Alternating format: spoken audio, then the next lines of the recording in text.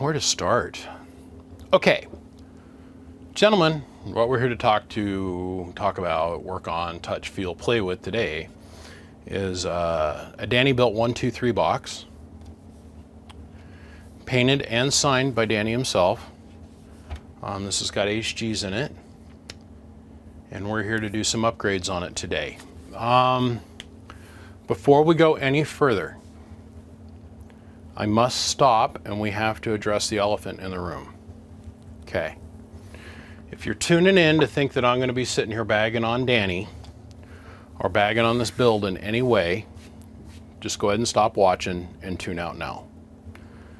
Because I don't work like that. I never have worked like that, nor do I plan on ever working like that. I have got a couple thousand videos out here now, worked on close to 8,000 to 10,000 different things for people, and I have never once run anybody down.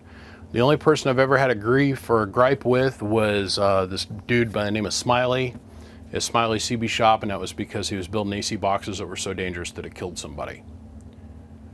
So that's what has to happen for me to be able to sit here and say anything negative about anybody. Today is not that day. It's not happening here today. The customer wants to change the transistors in this amp. He says the amp runs fine for him, but he wants to upgrade it and he wants me to put my twist on it and do a couple different things to it. And we're gonna do that, okay? So Danny, if you're watching this video, and I know that you're going to, understand there's no reason to call me at all. The last 123 box I worked on, I got a phone call immediately. And it said 123 right on the front, and he got really vocal about things and had a lot of opinions about things. Now, I understand that the shoe is not on the same foot when it comes to somebody else, that they thrive on doing videos that are negative based and negative opinion based and that kind of thing. I don't care. That's other people. It's got nothing to do with me and the standard to which I hold myself to. Me personally, don't care. If somebody's got a negative opinion about me or something I do on this workbench, that's on them. That's not me, and I'm not going to be worried about it. So this here is going to be very straightforward. It's going to be a very easy amp to fix. This is going to be an easy job to do. There's not a lot of things I got to say other than the paint looks good. I'm not big into painted boards. I have done it. This is the trademark for this guy that builds these boxes. So be it, right? I've had 4 or 5 other 123 boxes that I've had come through here that I've never done videos on. Well, as in like publicly. Privately there are videos done, but the customers that had their amps here to get repaired did not want me to do a video. They said, no thank you. I think it's probably because they didn't want to deal with the pushback, right? Some people are just obsessive compulsive about things, and I understand that and I'm sympathetic to that, and it's not my place to make any judgment call either way. So when the customer says to me, no, I don't want you to do a video that's public, I do them a video that's private. It's like if you could see the back end of this YouTube channel, you would see that the front side of it's only got about 1/3 of what actually happens here on this workbench. I do a lot of private stuff. Like if you see me go for 4 and 5 days and there's no videos coming out for you to watch, that's because the projects I've been working on, the customer simply said, hey, we don't want so-and-so down the street to know what I'm having done or what my box puts out, or I don't want to upset the builder that you're actually working on the box. That's fine, I don't care. This gentleman, on the other hand, doesn't give an F. Straight up does not give. Zero fucks given. He doesn't care. He wants his box upgraded. He wants Toshiba's put in it. He's not interested in running HG transistors. He said that the box works fine and he just wants power wire upgrades. He wants new transistors put in it. He wants me to get rid of the SMA capacitors here, and we're going to do a before and after. So what I mean by that is we're going to run this box right now as it stands without changing anything in it. So let's take a look at it. And we can all clearly see there's not a soldering iron has touched this thing. Right? It's in a standard ICA Fat Boy cabinet, which we all use. I mean, I like the paint work. We sprayed this blue, and then it's like you took a trash bag and crinkled it up and stippled it. And it looks really nice. And his solder work is top notch, and there's a lot of neat stuff going on here. He pulls the covers off the relay. He solders everything directly to the back. He doesn't need to do a pass-through capacitor, like put a capacitor here on this, because he solders directly to the coax connectors. I'm a little on the fence about the coax connectors. We're going to change those. I'm just making that decision right this second.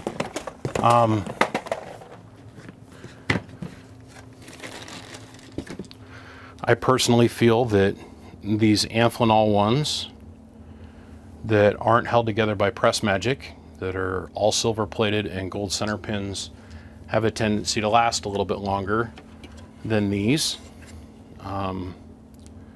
This style, and I'm not saying these are exactly the ones that come off of eBay, but the style that is on eBay looks a lot like this. They have a tendency to be weak, where the flange and the actual threaded part of the barrel connection, where they're put together, they're pushed together with a press fitting and then pressed together. These are one solid homogeneous piece of, I'd like to think they're copper with silver plate on them, but we're going to change those out just from the reliability standpoint of too much weight on the back of the connector. I don't know if those are stock or not. I'm just dealing with what's right in front of me. So we're not going to point no fingers at anybody, and we're not going to get excited about shit. We're not doing that. It's not happening, you guys. So those are just a few of the things that we're going to change out. But first thing I want to do is I want to hook it up and I want to run it, and I want to see what kind of watts it makes, and then we're going to do all the changes to it and see if we get more power out of it. We are going to have to change the tune a little bit. This output capacitor is going to have to change, and I'm pretty sure this input capacitor is going to change, just simply because they're different transistors. Okay, so we've blacked out the transistor or the capacitors here, so we'll pull these off and we'll measure them real quick, and we'll see what we've got for basic circuitry. I might need to change these caps out to make them work with the Toshibas, because this thing was specifically designed and set up to work with HGs. So on that note, let me get the power wire hooked up, and we'll do a one-to-one comparison. So we'll set the voltages up the same, we'll set the drives up the same, everything's going to be the same from the initial power test to the post-power test. And if we pick up any kind of watts in any kind of way, that's great. It is going to be what it is. So on that note, let's proceed forward. Gentlemen, let's go. Okay, so we got our little mini coax, our 316 coming in from our Striker 955. We've got that coming directly into the amp, and then we got a piece of RG400 that's going out to our bird meters. Okay, so we got our 5 watt slug in reverse back from the bird 10,000 watt dummy load, 1,000 watt slug in average, 1,000 watt slug in peak. As everybody can see, we're roughly at 15.1, 15 volts. Okay. So first off, let's start out at drive. So we're looking on the analog scale, we're looking at the bottom scale, adding a 0. So here's the Striker. Hello, 1, 2, 1, 2, about 130 watts worth of drive. Hello,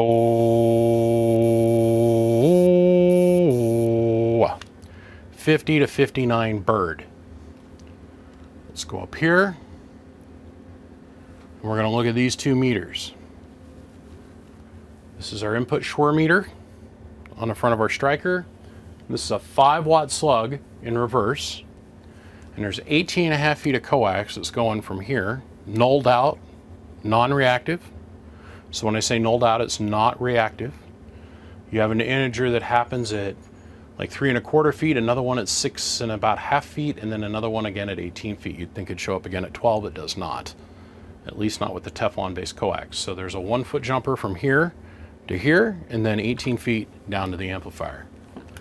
Hello, 1, 2, 1, 2. So our 5 watt slug is not even moving, which is perfect, by the way. And our pass-through tune on the Strike Hair, hello, 1, 2, 1, 2, is 1 box, and dead key 0. Okay, so let's go back down over here, and let's start out and let's show you dead key power. So basically 5 watts, 4.97 watts dead carrier.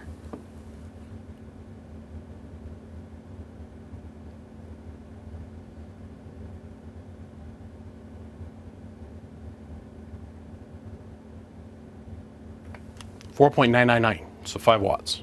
So 5 watts dead key going into the amp gets us about 200 watts carrier. Hello, 1, 2. 800 watts peak. Hello, 1, 2. And about 330 dirty birds. So now let's go up here. Let's take a look for.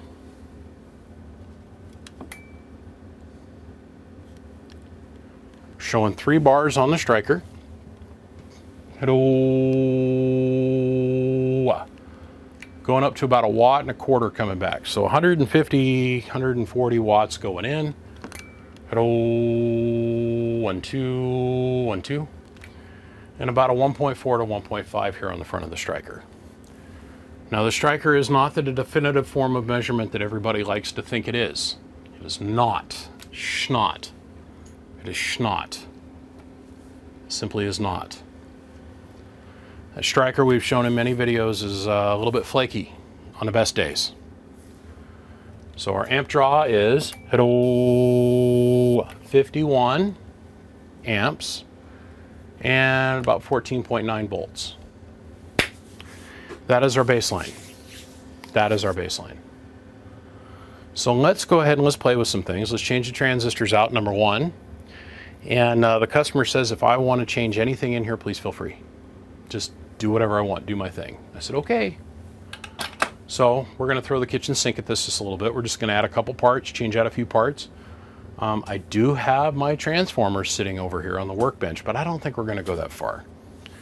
You guys do understand that we can change the capacitance on the front of the transformer to make these work no problem, right?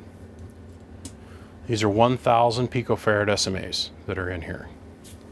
In the beginning, back when Father Time and we were still figuring out how to make the wheel round, there was another company that was out of Chicago that was using these SMAs, and they had failure after failure after failure. And come to find out, they were the cheap Chinese version. These are made by Cornell Dubler, if I'm not mistaken. I've even got the part number laying around here someplace. I personally don't care to use these. There's a lot of guys that are running them these days. Carl Bilt's using them, just to use an example. Danny's obviously using them as an example. I know that Hopper used them for a hot minute. There's quite a few guys that have run these SMAs, and I know I put Hopper and Danny in the same sentence, and you know those two, when they get around each other, their penises all get in a knot and they start arguing. It is what it is. Those two guys just don't care for each other. So what? Not my business. I'm just saying that the amps have been built with these for a while. If you get a high enough quality SMA, there's no failure issues. We're going to go to metal clad, the old trusted international standard metal clad, and we're going to switch those out just simply because that's what the customer requested. Not because I'm going to say it's going to make it do more watts or whatnot, but that's what the customer requested. So the customer at the end of the day is always right, so we're going to give him what he wants. Period. All right, let's disconnect this here real quick, and let's let some solder smoke come out of the soldering iron. Okay, so these are called my smart tweezers. They're literally smart SMD testers, surface mount device. So these are designed to partially work in circuit for resistors and diodes and a couple other things. For capacitors, you got to take the capacitors out of line. But they're designed so you can reach inside, whoop, pulled on it too hard, reach inside whatever you're working on and put the tweezers right on the part and measure them down on the board. So that reads 998, 988, 989. That's picofarads, by the way, y'all. So the caps are still good. Obviously still good because the amp is working, right? These things are a powerful little tool. I don't get to use them very often because I don't work on a lot of SMA stuff. It's not that I don't have the tools for it here, because I do. I just choose not to. You think this is the depth and the breadth of my soldering iron collection? No, you guys are poorly mistaken.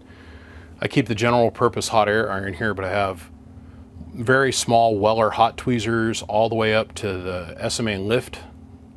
They make a very small, like 100-watt Weller tipped, not 100-watt. It's like 35 or 40-watt Weller tipped iron. It's got this little tiny hook on it. They make them so they've got tweezers on them so you can reach in there and grab both sides and just pull the part off. I just use the hot iron soldering iron and just a pair of SMD tweezers and just pull it right off the transformers. So that's that. All right, let's put some metal clads on this thing that are going to be 1% of each other. Let's solder them in here and play with that. And the next thing we're going to do is we're going to pull these out. We're going to do a power wire upgrade. I've shown on video, I don't know how many dozens of times, that this is actually a voltage choke more than it is anything else. Really what this does is it throws the wire out of resonance. So most of the operation of the transformer, what they call field flux, takes place here in the front portion of the transformer, first couple beads. Like on my transformer, you can measure the saturation of the field flux, and it's within the first 3 beads. There's most all the energy is done coupling to the wire. Otherwise, transferring from the face, from the transistor to the pill strips to the front of the transformer, it couples to the within the first 3 beads. Most of the work's done. But there's always a little bit of RF, so if you attach to the back side of the transformer, you have to put a choke in place, an inductor choke. And that's the reason we put the capacitors down on the board. The capacitors throw the resonant frequency for the positive wire way out of whack. So from the RF's point of view, it sees like an SWR of 256 to 1 or higher on the positive rail. But to start that process of throwing it out of resonance, we do a wire wound inductive choke, and that kicks the RF back to the transformer. The RF doesn't want to go this way because it's a path of higher resistance other than getting coupled to the transformer winding.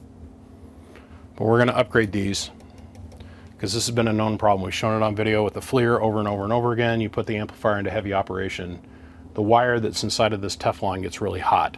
And anytime you have any kind of heat, that's lost voltage, lost amps, and lost watts, period. So we're going to upgrade these. That's the whole theory behind a power wire upgrade, is if we get rid of these little tiny chokes, even though they're in everything and they've been working like this for decades, we change these chokes up, we pick up another 25, 30 watts per amplifier, because there's 2 amplifiers here. Even though the way we have them combined and split, they're working as a push-pull. Fact, not opinion. That's how that works. This works, but we can make it work better. Okay, we'll be back. Okay, so we changed 2 parts. We took these out, put the SMAs in, or SMDs in, okay? Everything stayed the same. Drive level, first let me show you that. Hello, 1, 2, 1, 2. Let's go in here and take a look. So let's make sure that we can see the voltmeter. Voltmeter is reading the same, drive level's all the same. Hello, 1, 2. Same 50 some bird, same 120, 130 watts of drive. Hello, audio. Hello, audio. So we just picked up 100 watts by changing out those 2 parts. So let's talk about what that means. Okay. This is a thing that's going on right now. There's a couple things that are at play that we need to talk about. Let's go ahead and shut the power supply off.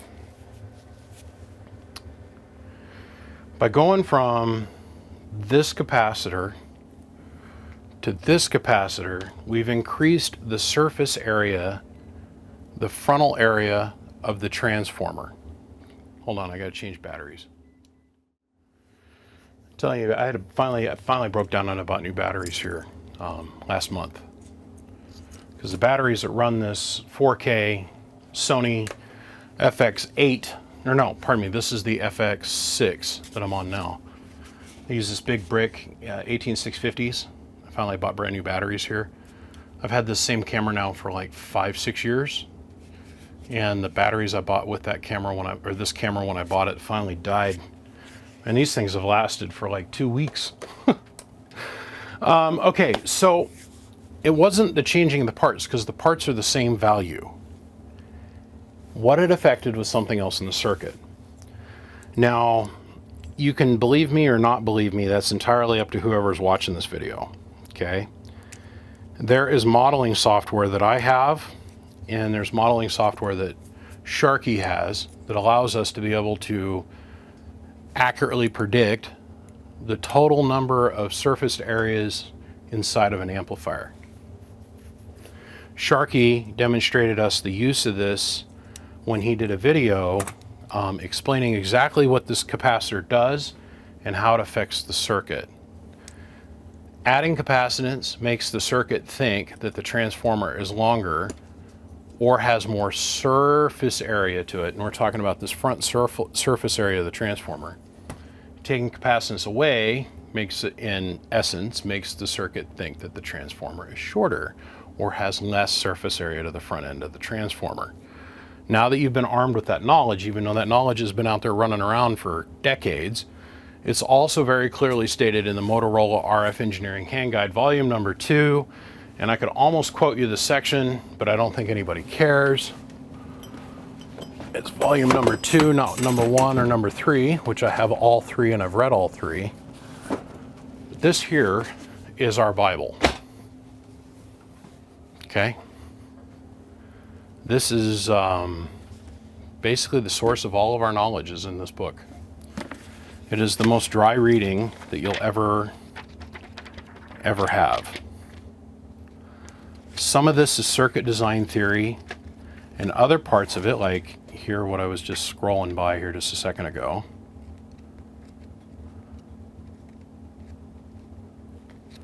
we spend a great deal of time talking about transformers. Here's part of the transformer design section. This book is full of knowledge, and we go here, like this page here. I know this page from memory.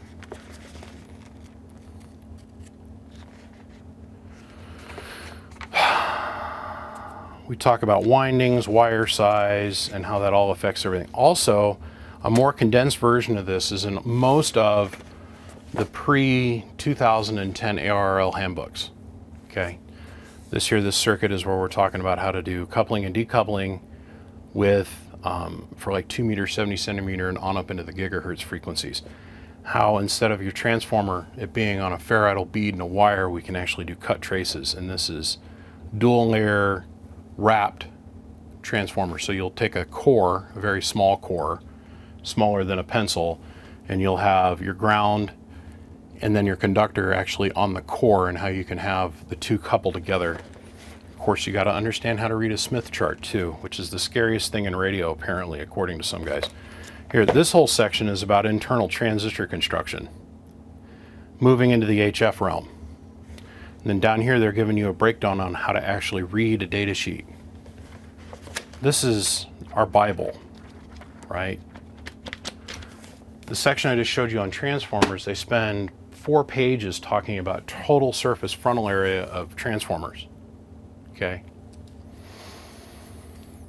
This transformer is a direct result of the modeling software that I've got, and me being able to calculate out how big I can make this surface area and how tall I can stand it up off the board. Believe it or not, there is a little spike that takes place on the spectrum analyzer when we're looking at it, from the input transformer and the output transformer and the windings being on the same plane. Okay? There's a little bit of coupling that takes place from the secondary side to the secondary side of each transformer. So you have your primary side, which is this side, and the secondary side is the part that you've now inducted RF onto, which would be the pill strip side. The secondary side on the output side is this side, and the primary side would be the output side. The ground reference, because now you've done the work. So it's, when the two windings are on the same plane, there is an actual little bit of schmutz that gets created from these two talking to each other. So if you've ever opened up an old school Texas Star, I remember when I I discovered this, and it was when I bought my very first spectrum analyzer about 14, 15 years ago. There was this little spike of garbage that I saw on the analyzer. I'm like, man, what is that? And so at the time I was playing around with getting more ground to the transistors, and I ended up putting a piece of copper that I cut that was notched around the transistors, and I put it down between the two transformers, and I made the observation that this little bit of signal fell out, and I called it mirror board technology, and everybody laughed. Everybody laughed. He doesn't know what he's talking about. That young man in Idaho has been smoking a lot of crack. It came from actual test data results, right? And I thought I had discovered the greatest thing since sliced bread. If we isolate the two, blah, blah, blah. And about 3-4 days later, I go and I open an old school Texas Star, like back when they were made by Outcom, okay? Or Outcom amp. They had a piece of copper that they'd solder in between the transistors here and here. And I hooked that Texas Star up, and damn it, that little piece of garbage that was out there on the spectrum analyzer was gone. I'm like, man, that's referenced in this book. It's a coupling phenomenon. That's all that's taken place. So I went and I engineered these transformers based off of the East Coast transformers, right? Always liked having the bigger ferrite, and I wanted to play around with wire gauge size inside the transformer and see how that affected things. That was before I was turned on to the Motorola RF Engineering Hand Guide. Volume 1 is very helpful. There's a lot of HF stuff in that. Volume 2 is a little bit more specific, and they're based off of time, when the parts were being developed and the knowledge, right? We have basically Gen 1 transistors, Gen 2 transistors, and Gen 3 transistors. And then in the third one, they cover MOSFETs. In this book, they also cover a little bit of very, very basic Gen 1 MOSFETs, and you can see them on the cover. They're right there. Anyhow, the surface area is critical to how this circuit works. And by changing the capacitors, everything that's attached to this transformer and its length makes a difference in how the transformer field fluxes, does its job. Takes the RF and induces it onto the wire. And this total amount of surface area, if we increase it or decrease it, helps, okay? Or it can hurt. If you have too much surface area and we don't compensate for that by taking our capacitance down on the input transformer, the transformer is not going to be as resonant. Remember, the part will do what it's going to do. The only thing that us, the amp builders, the guys that build this stuff, the only thing that we can change is the circuit around the part. When I first started, I used to hear people say really weird things that didn't make any sense to me, but then I understood the personality and the way people think. I got to know that, the terminology and the way people think in this hobby. You know, I can make those transistors do blah, blah, blah watts. No. You can't make the transistor do any more than what it's already rated to do, or what it's designed to do. But what we do have control over is hyper-tuning the circuit that's around the transistor. Now this leads me into another thing. Once again, to recap, by adding these caps, because the leg length is so wide and they're so long, we've now added this much inductor to the face of the transformer. And so for there, that tells me, because these parts, the SMD parts plus these metal clads are the same capacitance value, by adding that a little bit more inductor, we're seeing another 100 and 120 watts out of the amp. Is that a lot? No. Is it enough for us to measure and talk about? Yes. Another thing that I'm starting to see in our hobby is guys have come up and they're using cores like this, and they're putting 10 turns of wire on it, and they're shorting the secondary side to secondary side. So you'll see the core sitting here like this. It has come to my attention that they're a little unclear on what that's actually doing. All they know is it's making the watt meter go further. Okay, so now we're able to get more watts out of the circuit. The first part of this story leads into the ass end of the story. Remember how I was talking about how we have it's a phenomenon called core saturation, that most of the work is done within these first 3 beads. most of the work is done within the first half of this transformer. If you take a choke or create a wire wound inductor, like put 10 turns of wire on this and put it here and go from transformer face to transformer face, I wouldn't suggest doing that. But there are guys, and I'm not saying this has anything to do with Danny, because I'm not, or his build, or this project, because it doesn't. I'm putting the knowledge out there so people can understand how they can go about doing what the result that they're seeing is, there's an easier way to achieve it. Okay?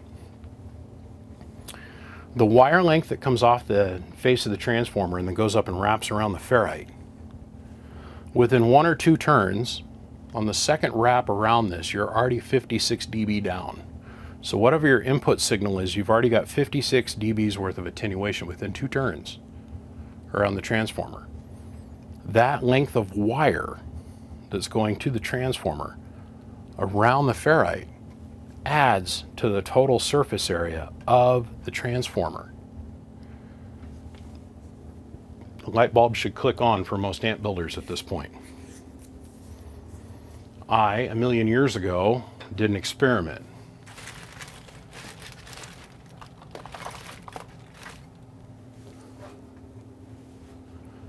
This is a hybrid combiner. And this is also, you can use this as a parasitic suppressor. This here.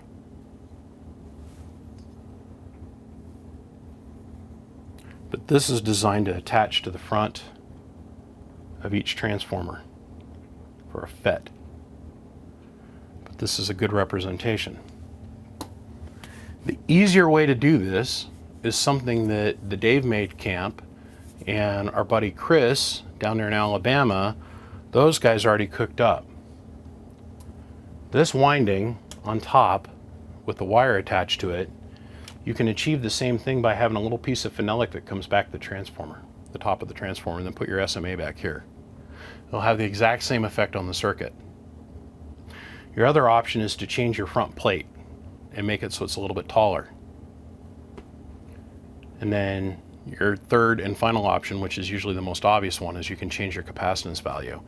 No one ever stated in the book of engineering anywhere that we have to use this value of capacitor here, because once previously stated in the same monologue, the driving force behind this capacitance value is to compensate for the length, either it be shortness, lengthwise, or shortness of the transformer, and to bring the wire wrappings into a resonant bandwidth that we can couple to. So if we lengthen the transformer, so what we're seeing is if we add this choke, let's say, this wire wrapped thing on top of the transformer, and we see an increase in watts, what is that telling us? That the surface area of the transformer is too small, or your capacitance value is what? Too high. It's that simple. All you got to do is change the capacitance value, drop it down, you'll see the exact same results, and you'll have less surface area, and then you don't have all the other problems that were going on, like if you take a piece of phenolic and run back the back of the transformer, now you're running the risk of this ferrite coupling with that ferrite with the phenolic material and creating another capacitance issue. If you know anything about amp building, you'll understand that if you have one piece of material that's resonant and then take another piece of material that you're trying to resonate atop it, you're going to have a capacitance process that takes place. It's the same thing with the pill strips that are sitting directly on top of a copper board. We have a ground, and then we have an RF inductive surface, which is the pill strip. You have a capacitance that takes place, and you can physically measure that with a capacitance meter. Like physically, you can clip onto the ground board, put the pill strip down, put your capacitor on it, your capacitor tester on it, and you can see there's 1 or 2 or 3 or 10 picofarads that pick up just from the proximity of the pill strip to the board ground. You can have that same phenomenon take place back here. So, in my opinion, these guys that are doing this choke and this inductor thing, I say proceed with caution and have fun, because that's what radio is all about. But remember, all you got to do here to get the same results is to change this capacitance value down. That's simple. And if you go down and you don't see any good results, try going up. Because all we're doing is we're sliding the resonant frequency back and forth by changing the capacitance on the front of the transformer. Okay, food for thought. Food for thought. Down off my soapbox. Let's get on with this thing. Okay. So we changed out the panel mount coax connectors. We went to the Amphenol versions. So this is the problem that I'm concerned about with these connectors. Now, I'm going to say this, that I can tell this is a little bit of an older build, and I don't think that these connectors are what are currently being used. Just saying that if you have this kind of connector, it does not take much torque pressure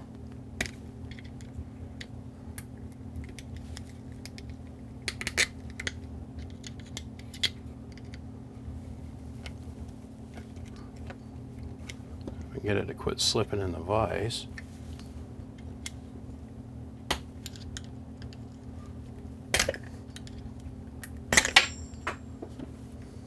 Whew, that took off. Where did it end up? Here it is. These have a tendency to break off real easy. These are just held on by pressure.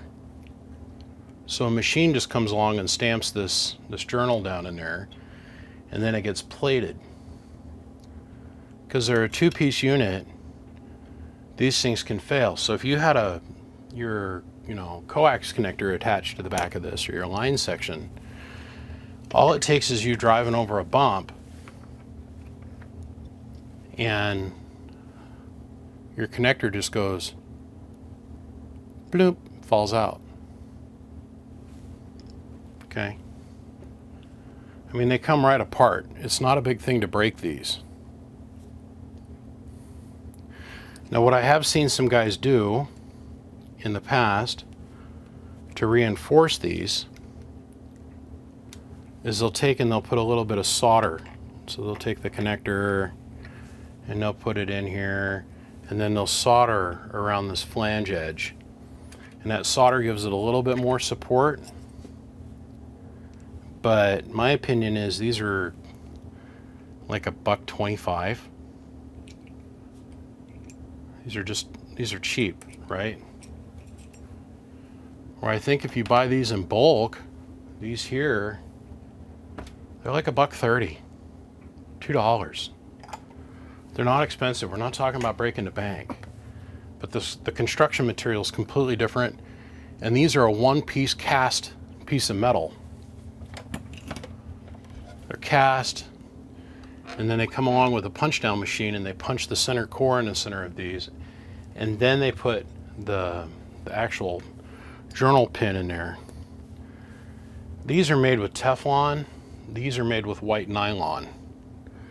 And the white nylon, you get this a couple hundred degrees and the center pin of this thing just falls out.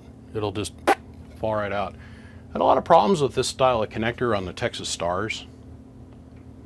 I bought some of these once and I went to go use them, and just in the process of soldering to them, the pin started to move and I went, oh, wait a minute.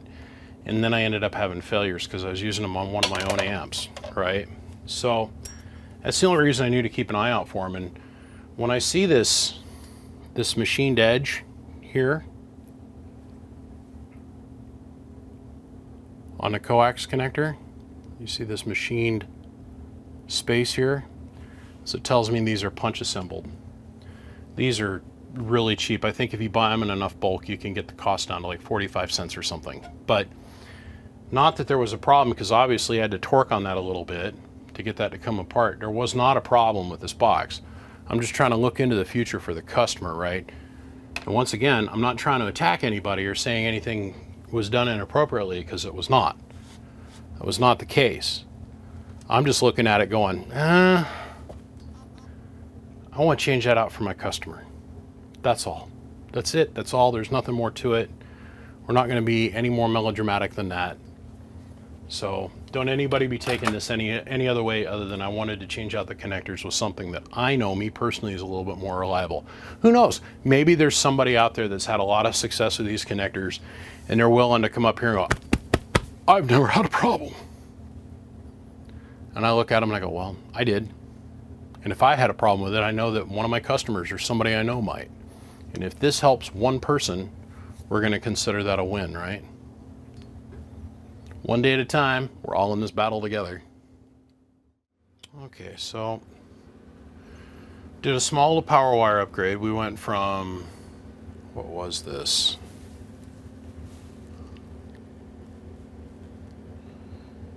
.16 gauge wire. We upgraded to 2 runs of 12 Teflon. Put the chokes back here and hit them down below. The reason I had to hide them down below is because the fan is internal on this one. It's not above like how I build. So kind of had to push this down a little bit. These caps here are 1,000. This is off the input transformer.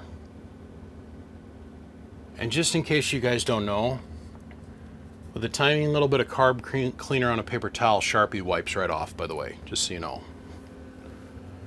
But also got rid of this little blue 150 disc, which you guys know my affection for blue Alibaba Chinesium capacitors.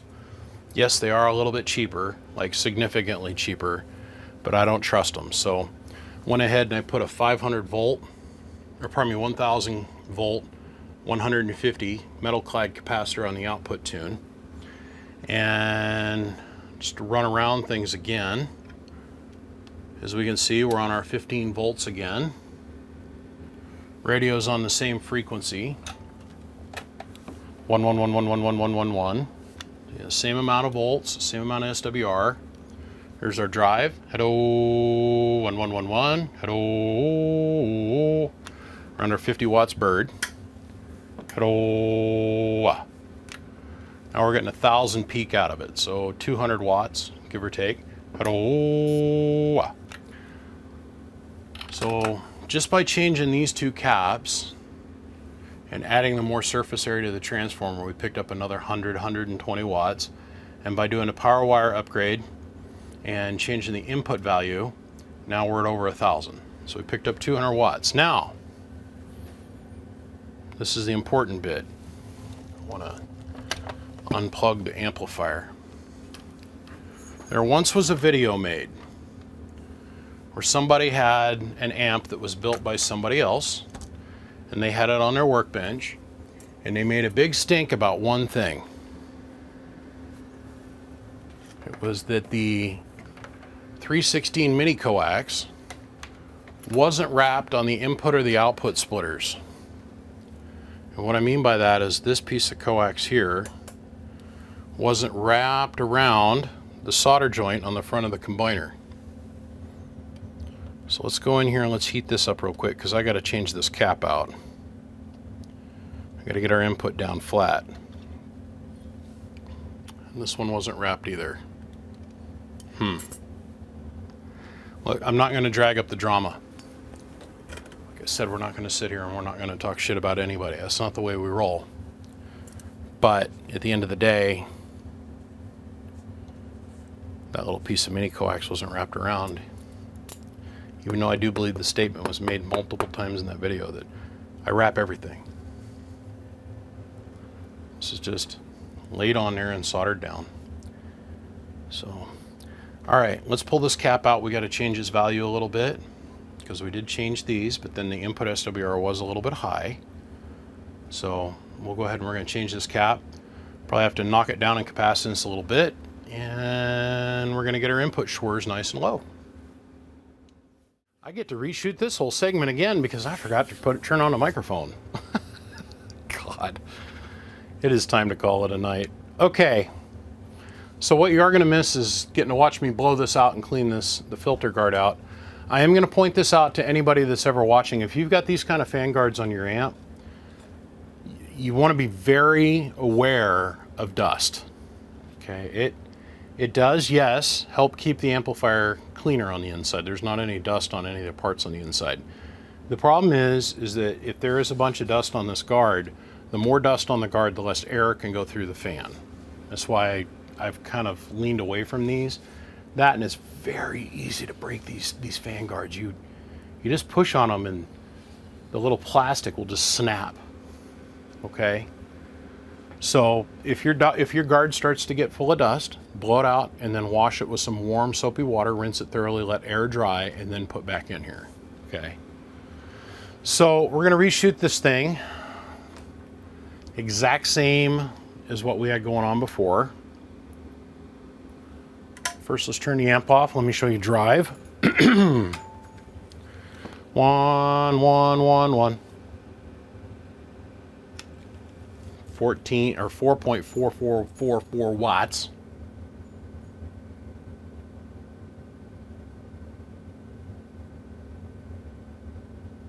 Close enough. 5-watt dead key. Hello, 1, 2, 1, 2. Same amount of drive. But same drive with us massaging the circuitry just a little bit more.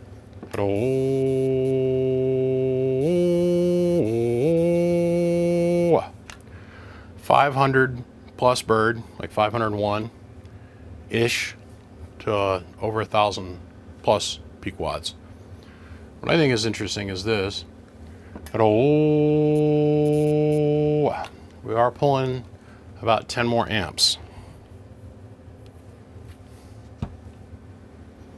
Let's make it more power.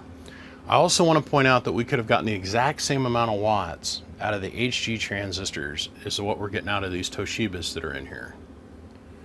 Let me turn down the gain so you guys can clearly see these are Toshibas. Real deal, old school. Okay, now for the elephant in the room. If I remember correctly, we were at about 1.5 watts worth of reflag here. And we were seeing about 2.5 to 3 bars here on the radio. Now, I don't like using that striker as a form of measurement, but it happens. And the input tune was not that far out. The stock capacitor was a 185. I ended up putting a 200 in here, and the end results are much lower. Now, that this can vary. This is a small variance. It wasn't wildly out of tune. It was just slightly out of tune on the input. Okay? So the results may vary from my radio, my setup on my workbench, to what you put in your vehicle or what you've got at your place. Just saying. Hello, 1, 2, 1, 2, audio. 0.3 of 1 watt worth of reflect and 1 bar on the striker, which means the inductor length is happy. That means the capacitance value is happy. Bird meter's happy. Amps happy, radio's happy. Hello, 1, 1, 1, audio. And you can see with the radio pulling down, or with the amp pulling down on it, we've got 14 volts here, the exact same results we had before. The only difference is 0 SWR here and almost no SWR up there. Nothing in the reflag. So, like I said, a very well built box. We just changed a few things. Made it work a little bit better. Not a lot, but a little bit.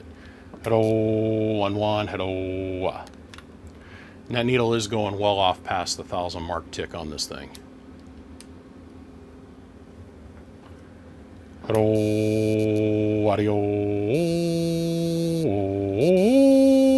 Isn't it amazing? By changing the pitch of your voice, you can get the bird numbers to change, right? Because it has everything to do about AM injection in the signal. That's why I don't really pay attention that much to this, and I only pay attention to that. Audio. Gentlemen, my name is BBI. Without a shadow of a doubt, I am the biggest mud duck in Idaho. Come check us out, www.bbiamps.com. Come check us out on Patreon if you've ever learned anything or found anything entertaining in anything I have to say, which is mind-bendingly almost impossible in my mind, but still, if you're interested, come join Patreon. I try to put a post up every single day that I'm out here working on my workbench. And remember, guys, my family will always come first before the radio equipment. Throw a little bit of clear on here to keep everything happy and clean. Doesn't need a lot, just needs a little bit. And keep things from corroding and everything looks pretty. It's the exact same thing the guy that built the box does. Oh, 1, 2. This thing almost hits the stop peg. That's ridiculous. Okay, on that note, I say thank you. The only thing I got left to do is to put the fan case on here. I appreciate all the thumbs up, the comments, the support. Please let me know if there's anything I can do to help you out. That's my number. The OG guy to put it on a piece of paper and put it on the wall. That would be me. And that's something to really brag about and write home to mom, right? I mean, that's the line I use to pick up girls in the bar. Hey, did you know I put my phone number on the wall on a piece of paper and everybody else in Amplifier Repairland copied that? Yeah. Nah, I don't pick up girls in the bar. You can tell my game is 0. I'll see you, gentlemen. I appreciate you all. Click, click.